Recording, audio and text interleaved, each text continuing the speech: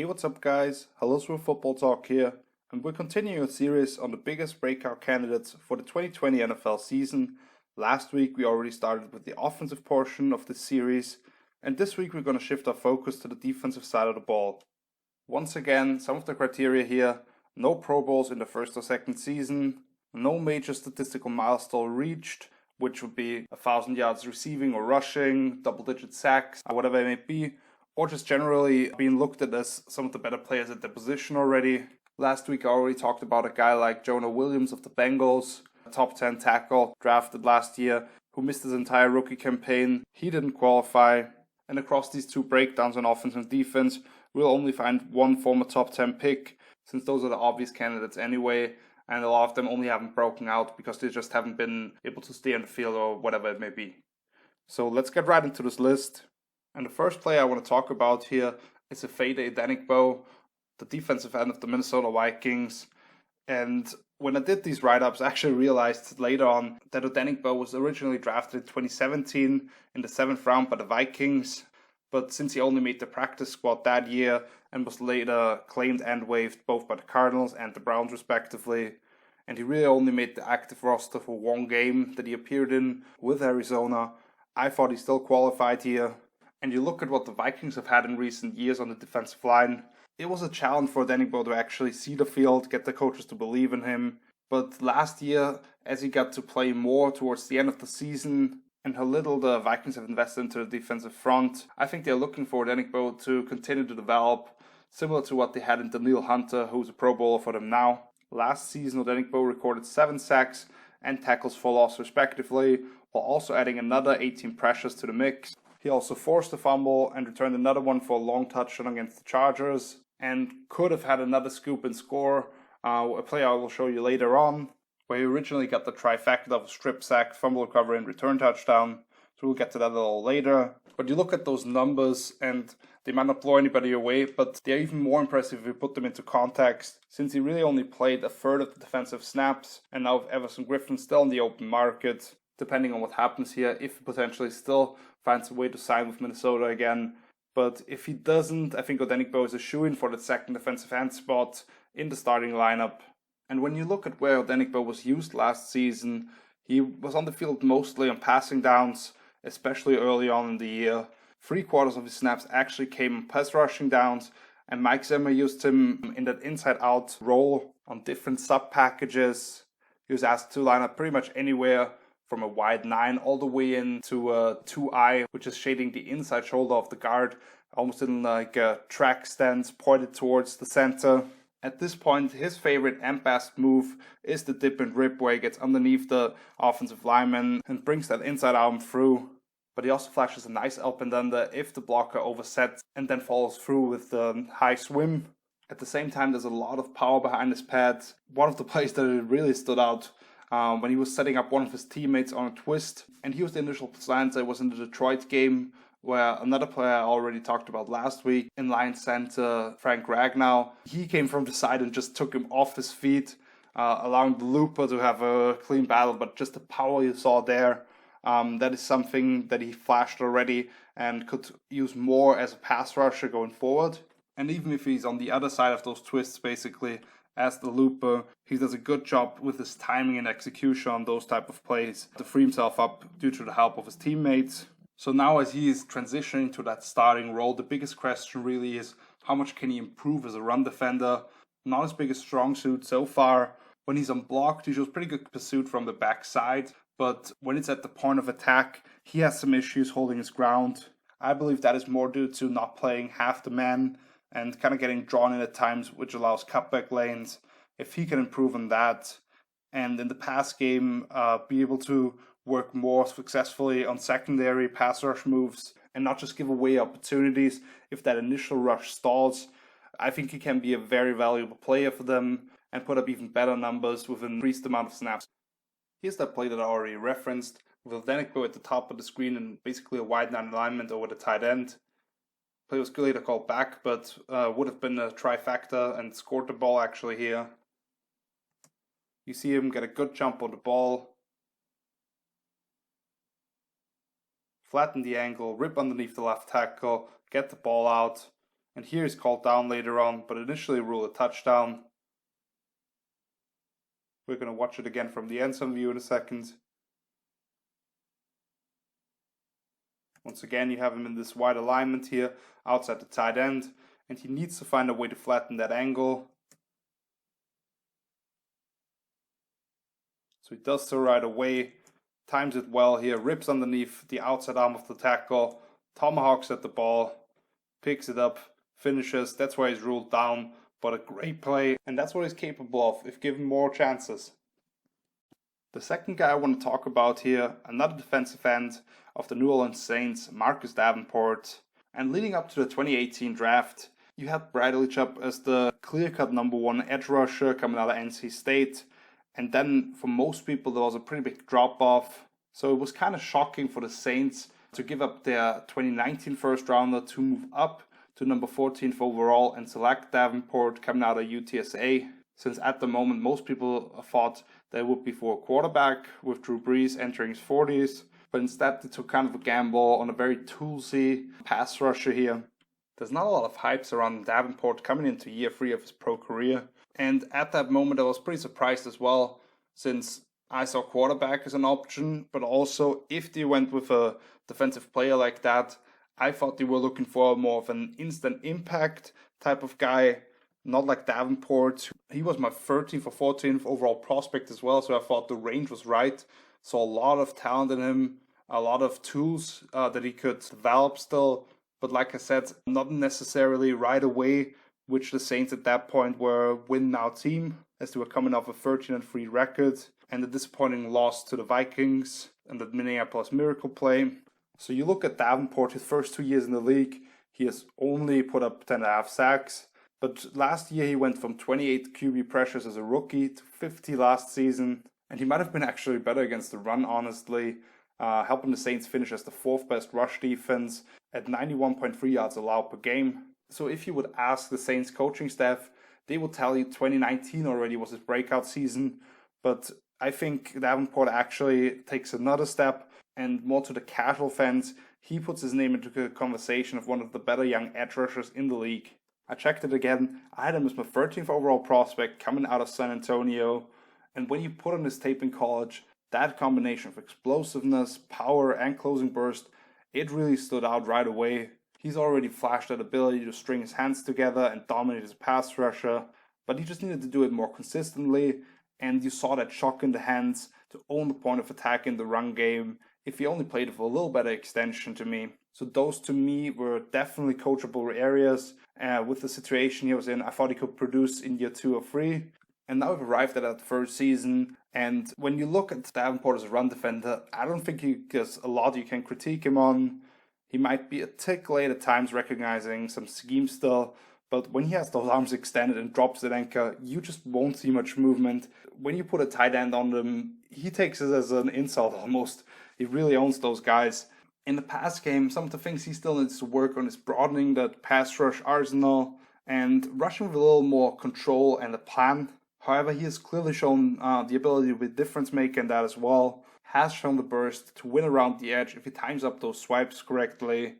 Also, crazy power to transition to the long arm or hit the bull rush and drive offensive tackles back into quarterback's lap. If he just learns how to transition speed to power a little more consistently and gets a little better at finishing that up and under that he flashes already with the correct follow-through chop, he could be a scary guy to be matched up against. Another Saints bring in outside linebacker Zach Bond from Wisconsin. He'll probably rush from the outside in sub-packages to some degree, so that will enable the Saints to slide either Davenport or Cam Jordan more to the inside and create those mismatches against guards. One of those instances where you can see Davenport correctly transition that speed to power. You have him at the bottom of the screen here, left defensive end, and kind of a 2-point stance alignment, gets off the ball with great burst. See from the end zone angle here again. What he does is he sees the offensive tackle overcommit initially, open up his hips too far because of that burst of the ball. So you can see here, the tackle has already opened up way too much at this point of the rep. And Davenport continues to transition to the long arm move, gets him a little bit off his feet. Now rips him to the left a little bit, takes the inside path, and finishes with the sack. Great play. Those are the type of plays he can make if he just learns how to use his tools the right way. Let's stay with the defensive line here, but move inside a little with Jeffrey Simmons of the Tennessee Titans.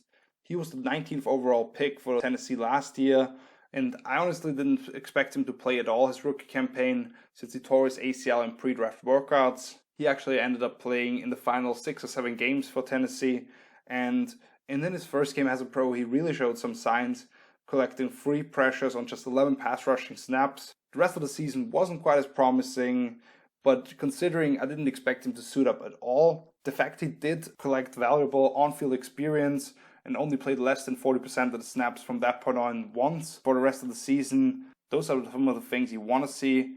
Purely based on his tape last year, I had Simmons as my 3rd-ranked interior defensive lineman behind only Quinnen Williams and Ed Oliver, who to me both were top 5 prospects, and he was ahead of guys like the 2 Clemson kids, Christian Wilkins and Dexter Williams, and some of the other guys that were hyped here early on. And I even said without that injury, it would have tough for me to put him much lower than top 10 because he was a dominant player at Mississippi State. And in limited playing time as a rookie, he recorded 32 tackles, 4 of them for loss, and 2 sacks. Simmons was really an immovable object in college and looked to be the same among grown men now in the pros. When I went back and watched some more of his tape, the game that really jumped out to me was against the Raiders in Week 14. And those guys have some mauls in the run game, but you actually saw those guys almost bounce off the rookie as if he was a brick wall. More importantly though, they doubled him in pretty much every single snap he was on the field, probably because of what they saw already from him on tape. This guy really has some shock in his hands, that ability to look through the blocker on zone run plays and get back to the backside gap as he sees the running back decide to cut up the field. He didn't look quite as mobile working down the line laterally against those east-west flowing plays, simply because he wasn't quite there yet health-wise. So instead of being able to work across the face of blockers, he got hung up a little and allowed those guys to wall him off at times. And you saw him be a split second late to really get that tackle on the ball carrier and just be able to trip him up or barely miss at all. If he gets back to his collegiate form in that area, he will be an elite run stopper at the next level. And having him out there will allow the Titans to primarily run sap packages where they have Harold Landry and now Vic Beasley on the edges, with him and Daquan Jones or whoever they want to put inside. The area where he definitely still has to improve is as a pass rusher, kind of getting stuck with stalemates at times, not showing a lot of finesse, more of a straightforward pass rusher at this point. And if he couldn't drive his guy backwards, there wasn't much he did to influence pass plays at this point, other than a few sequences. I believe his ability to shoot up the field, that unbelievable power, and just the disruptive style of play that he shows will be a big-time asset to the Titans' defense in his first years at full strength. There are certainly some things he still can get better at, but if he gets back to the Mississippi State form like I already talked about, I think he can be a really good player. Here we have Simmons going up against the Raiders. He's at the right defensive end spot in the Titans' 3-4 base front.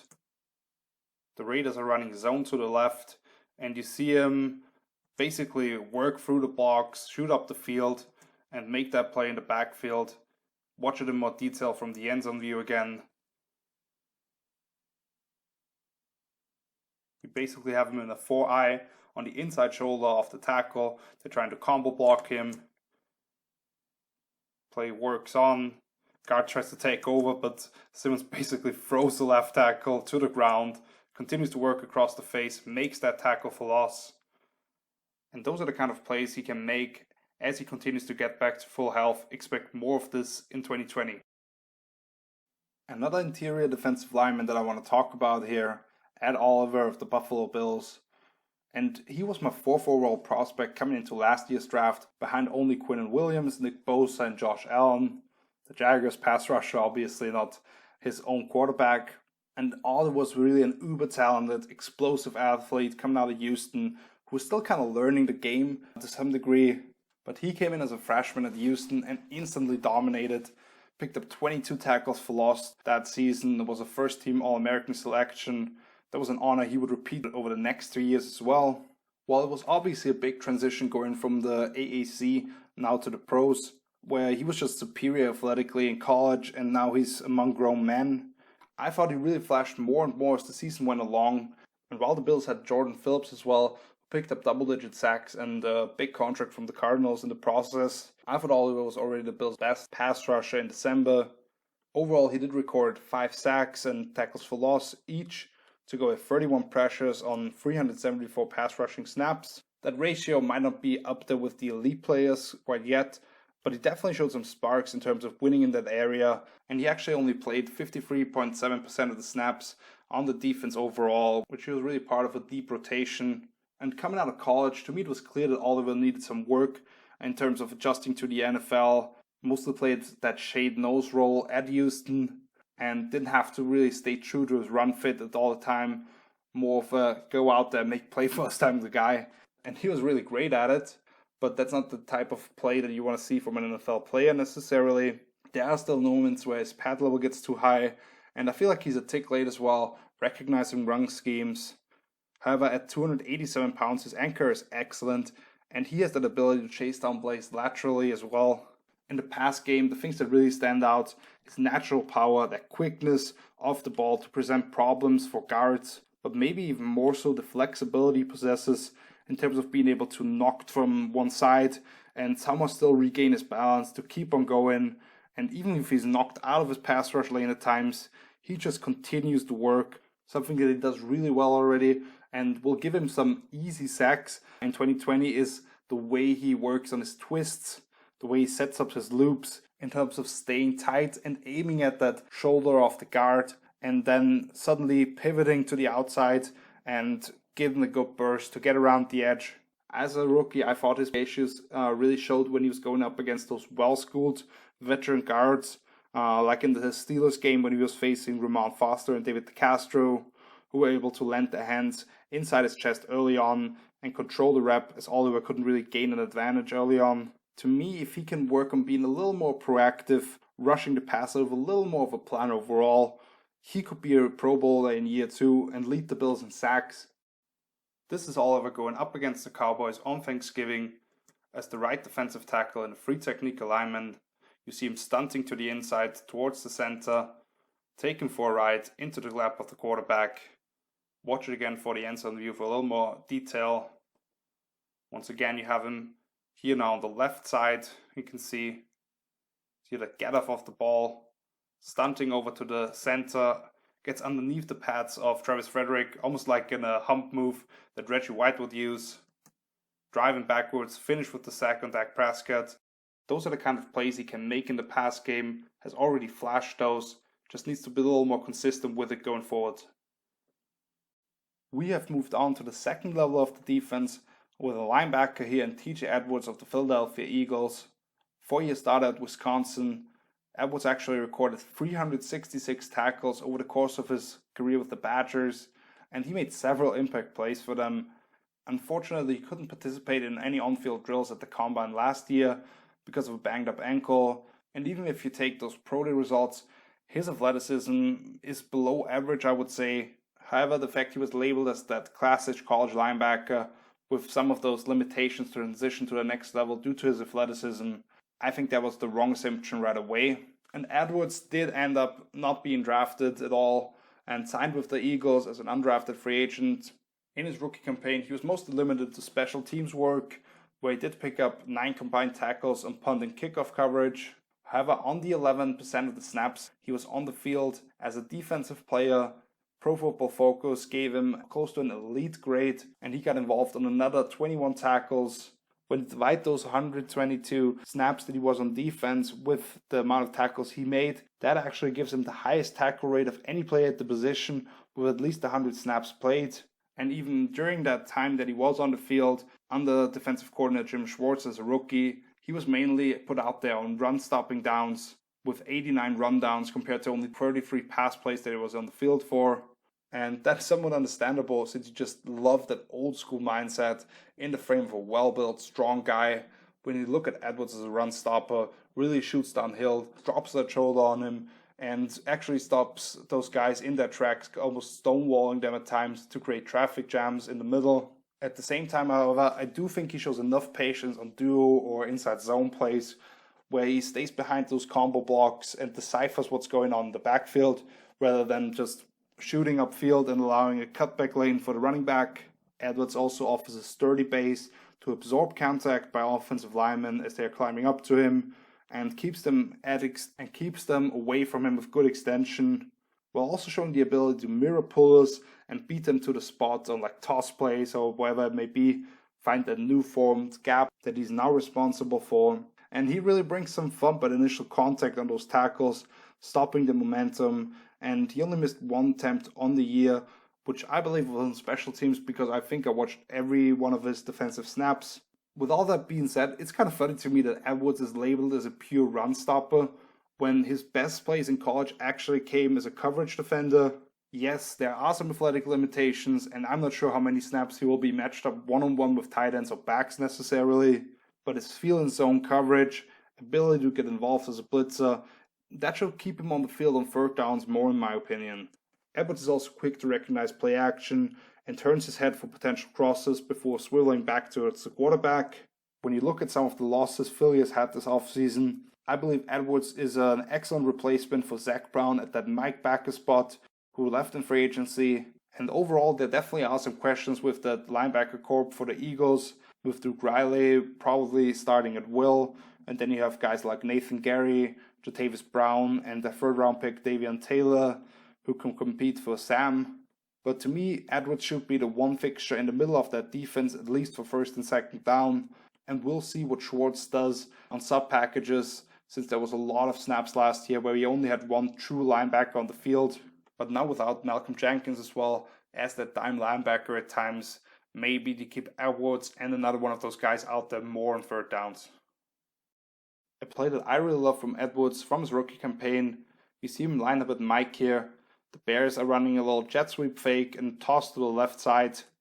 And you see Edwards following the puller, defeating the blocks, meeting the ball carrier in the backfield, get fired up afterwards, watch it again from the end zone angle to see it a little more correctly. He's actually responsible for the A-gap here. But what happens if you have a pulling center and that A-gap basically disappears?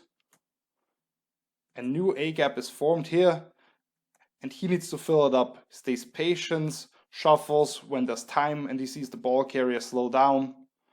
And once he can close, you see him arrive there, stop the play right away, big play. Even if it's on a rundown, doesn't really stand out to most people who just watch it on the broadcast view. Those are the type of plays that make a difference and force offenses to get into third and long situations. And we have now gone to the third level of the defense in the secondary, starting things out with Byron Murphy, the cornerback for the Arizona Cardinals. And Murphy was my number one corner heading into the 2019 draft, ahead of guys like Greedy Williams and DeAndre Baker, with the latter one being the only first-round pick from the entire class. For Murphy, he started all 16 games for Arizona and missed less than 30 snaps overall in the entire season. I don't think anybody who didn't watch the Cardinals very closely actually knows about this guy. And for Murphy, there were definitely some learning experiences early on when you look at the numbers of yards and touchdowns allowed. And it's also not a beautiful sight to see 78 tackles from any corner, which indicates some of the things he does in coverage. But a lot of that to me had to do with 105 targets coming his way, which was fourth most by any player in the entire league, due to lining up across from Patrick Peterson for the most part, and the fact he was part of the 31st ranked pass defense. However, I thought Murphy improved every single week, and he actually put up better marks in coverage than his running mate in Peterson, despite being targeted at a much higher rate, being responsible for 7.7 compared to 9.3 yards allowed per reception by Peterson. Murphy also intercepted a pass and broke up another 10. When I evaluated Murphy coming out of Washington last year, what I really loved about his tape was the innate feel he showed in zone coverage, with that outstanding ability to click and close and be a playmaker that way. He can flip his hips with ease and has that gliding speed to stay on top of routes, rarely allowing opponents to detach from him late. As a run defender, Murphy certainly doesn't shy away from getting involved as a tackler, where he arrives low and upends bigger ball carriers routinely. You see him fill that D-gap and squeeze plays from the outside, not really just waiting for the ball carriers, but actually getting involved there. And he also doesn't allow those bigger bodies at the receiver position to bully him as blockers, keeping them away from his frame and leveraging the ball appropriately. Once Peterson returned from suspension in Week 7, Murphy mostly played in the slot versus 11 personnel, and he was utilized as a blitzer off the edge a few times where you saw him chase down running backs from behind or get into the face of quarterbacks. You saw him get exhausted by offensive coordinators when he was in the slot, matching up with those receivers who were motioning across the formation and back, indicating man coverage and putting him in a bad position. When I look at Murphy, and the one thing he really struggled with as a rookie was playing with his back to the quarterback on like slot fades or other plays like that, where receivers could use those subtle push-offs and win with their frame. And you saw Murphy almost purely face guard them and not even try to snap his head around at times. That's one of the things he definitely has to improve upon. But when you look at the additions the Cardinals have made this offseason, 8th overall in the draft, they select Isaiah Simmons, the super rangy player in the middle of that defense from Clemson, and they added some beef up front to stop the run on early downs in order to set up those third and long situations, which will allow him to play the sticks more and not give the offenses all those opportunities to basically run any play. If you allow the second-year player now to focus more on his coverage duties, and you bring in Robert Alford as well as another outside corner, I see Murphy taking that next step in his development and be a quality corner for them, maybe the number one corner actually, if Peterson continues to decline a little. And by the way, rewatching all those Cardinal tapes, let me tell you one thing, Budda Baker's a freaking baller. This is Murphy's first career interceptions against the Buccaneers. Of course it's against Jameis Winston. We have him lined up at the bottom of the screen, matched up against Chris Godwin, falls him into the slot, and he misses that initial punch, and now he's in a trailing position. But as he reads the hip of Godwin, he finally snaps his head around, gets his hands up, makes the play. Check it out again. Like I said, that initial pump, he doesn't quite get, because Godwin can avoid it, but he has that recovery ability. And finally, when he does make those plays, does get his head around, he can make plays on the ball, and I expect him to do it a little more consistently in year 2 and beyond. Another corner that I really like coming into his second season is Eosin of the Indianapolis Colts. And at the start of last year's draft process, Eosin wasn't a huge name since he had only played 1 year at the FBS level for Temple, but for him it was really a Senior Bowl when he broke out and put his name on the map, going back and forth with now 49ers receiver Deebo Samuels in practice on those one-on-one plays. And that's really where I started falling in love with this guy, and so did the scouting community, because he really shot up the draft boards as a rookie with the Colts, wearing that number 34, which also the spot he was selected at. He started 13 of the 15 games he was available for and played at least 93% of the snaps in 10 of them. Eosin was targeted on more than 15% of the snaps.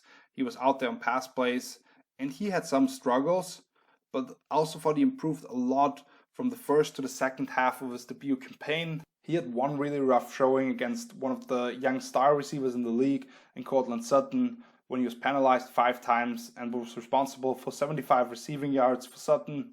But you look at the rest of the season, he was called for defensive holding 3 times overall and for pass interference just once, giving away just 40 total yards outside of that one game. So that's not too bad for a rookie who likes to get in the face of receivers and whose style of play coming out of college could definitely be described as more grabby. If you look at those final 8 games for Eosin, he held opposing quarterbacks to a passer rating of just 75.8 and didn't allow a single touchdown after being responsible to 2 up to that point, while also coming up with his first career interception. When you'd ask me to describe Eosin's style of play, I would say that it's a very sticky, quick-footed corner. As a rookie, he primarily played outside and faced some really tough matchups, while even being asked to travel with some of the game's elites, such as Michael Thomas in the Saints game. And I'm definitely not saying it always went great, but his competitiveness is off the charts, and I just think he has all the tools to develop into an excellent cover corner. To me, for Eosin, it wasn't that he was caught out of position a whole lot. I didn't think that was the case, but his struggles came finding the ball down the field and panicking a little if he overcommitted initially. The more experience he had collected, the more comfortable he felt turning his head and making plays on the ball. I still love the competitiveness he shows, the rapid feet at the line, ability to read the hips of the receiver and use his length to get hands on the ball. Going through his tapes, he had a couple of textbook reps, staying in phase with the receiver from a press alignment on hitch or curl routes, and then knocking the ball down, coming out of the break.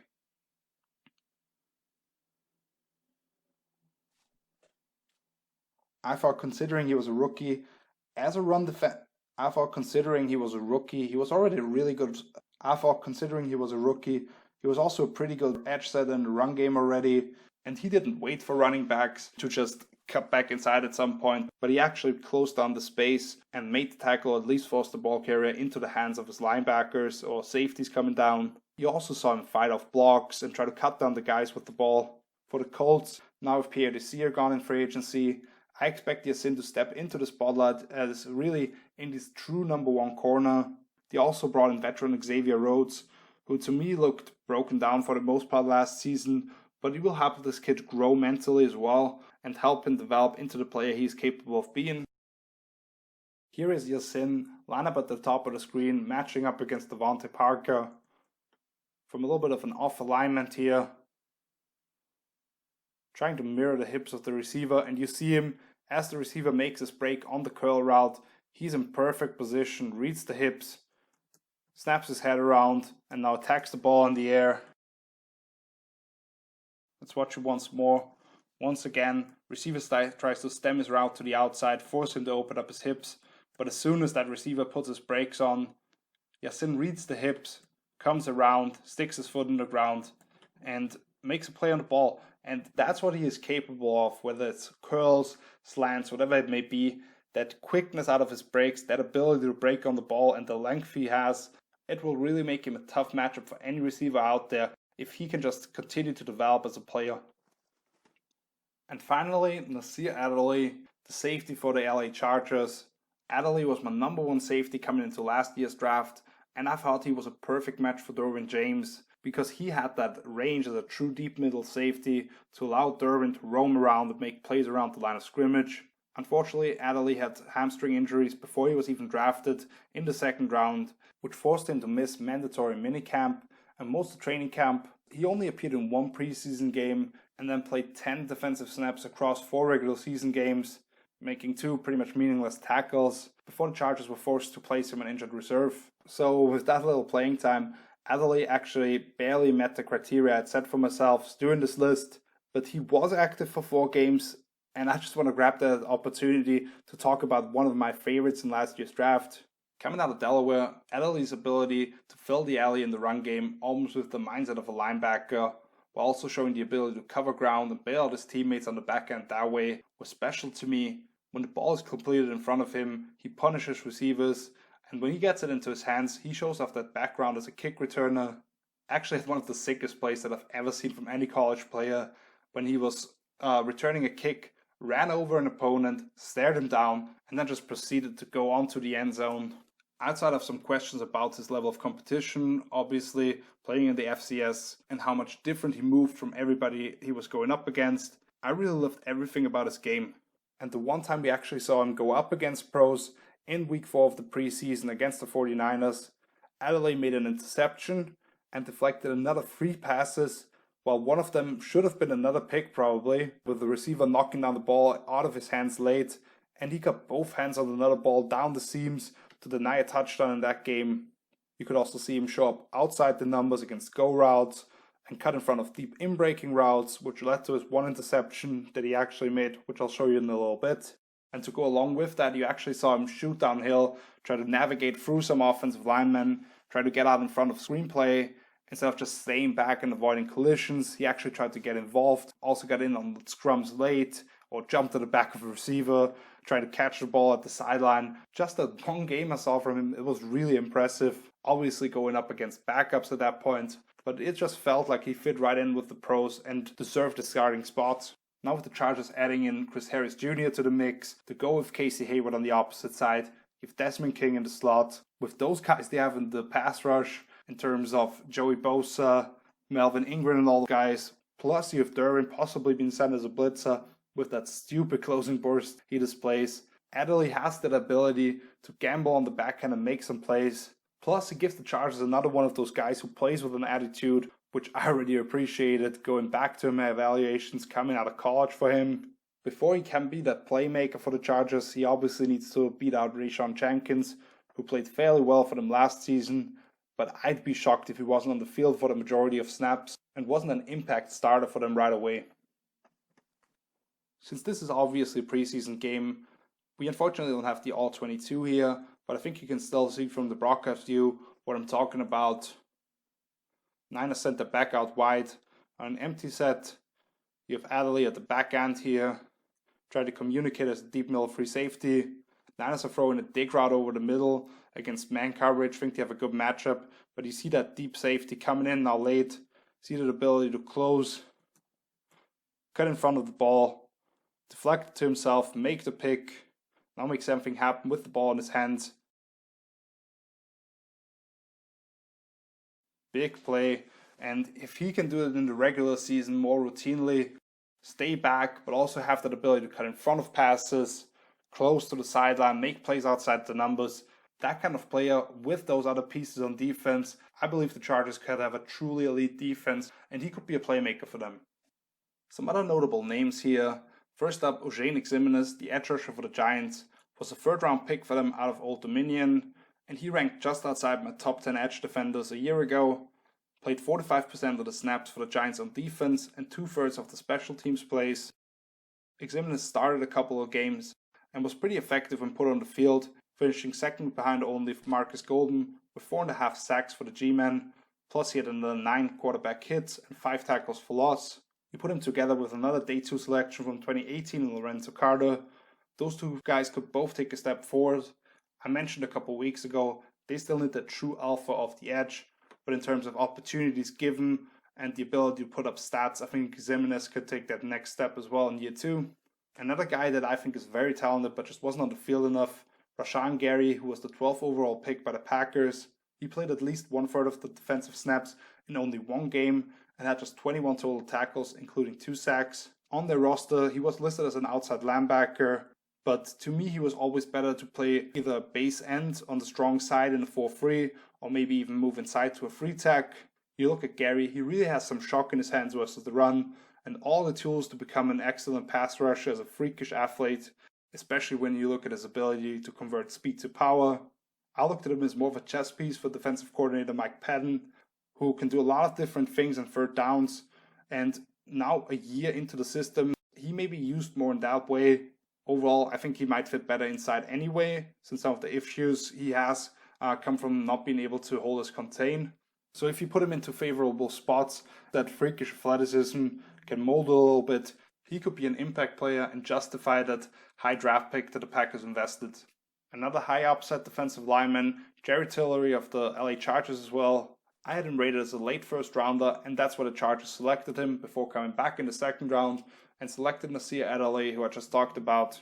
Tillery's a big man at 6'6", who can hold his ground in the run game, but also can be disruptive upfield with a quick arm over to win and flash in the backfield. As a pass rusher, he still needs to be a little more proactive and rush more with a plan, but his length, ability to yank pads, and flexibility could really make him a problem for offenses, especially combining him with Bosa and Melvin Ingram, drawing attention away from him on the outside and him having one-on-one with guards. He could be a mismatch there. I'll list the 2 linebackers here, Mack Wilson and Sione Takitaki, both of the Cleveland Browns, and they will both likely start for them after coming in together as rookies last season, being drafted in the 5th and 3rd round respectively. I was much higher on Wilson especially, and he really showed out in the preseason with his ability to play in space. He actually started 14 games due to some injuries and recorded 82 total tackles. Takitaki only had 1 start, but I always loved his energy and the way he runs around on the field. As the Browns are trying to take that next step on defense and invested more into that defensive line even, these will be 2 more common names among general fans, trying to make some splash plays, big hits, interceptions, whatever it may be. I think they will put the name on the map here. A 6th round pick for Kansas City last year, Rashad Fenton was mostly limited to special teams duty early on, but he played more and more over the second half of the season and the playoffs, making 1 interception, deflecting another 4 passes. Now without Kendall Fuller, the Chiefs only bring back 3 corners that aren't rookies.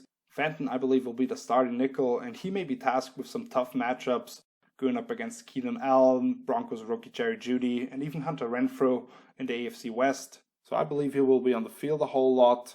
Definitely will be a challenge for him, but if he can make some plays for that defense, he can make that jump. And another one of those guys at the corner position who will be relied upon even more is Mike Hughes, former first-round pick for Mike Zimmer 2 years ago. Something he loves to do, picking corners in the first round.